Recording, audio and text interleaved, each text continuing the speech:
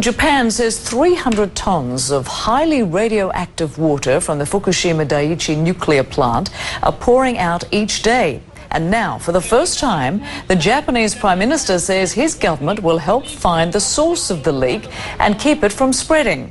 The government intervention is the latest blow to TEPCO, the company that runs the plant. TEPCO only recently acknowledged the leak of radioactive water into groundwater and the nearby harbour.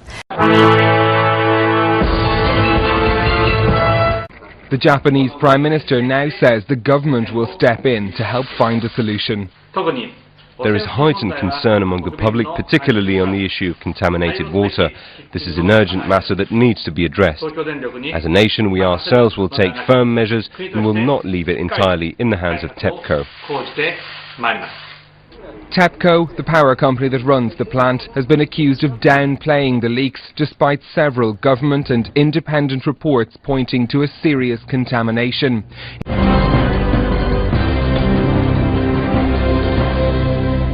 Workers have been reinforcing an embankment to prevent groundwater from leaking from the plant into the ocean. But there are concerns that tainted groundwater has already overflowed the barrier. TEPCO officials say they will bore a small well nearby and pump out contaminated water. They say workers will also sink about 30 5-meter-long pipes into the ground along the embankment. They'll use the pipes to pump out groundwater starting next week. They hope to drain 100 tons of water per day. TEPCO officials say they do not know exactly how much water has been going into the ocean. In another attempt to control the leaking, they're considering freezing the soil beneath the buildings. Coolants kept at -40 degrees Celsius would be circulated inside buried pipes. The frozen soil would act as a dam to prevent water from reaching the contaminated area. But it could take 1 to 2 years to complete the work.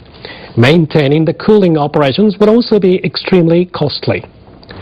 Industry Minister Toshimitsu Motegi says the government will take the lead in drafting a new plan to completely halt the leakage of contaminated water.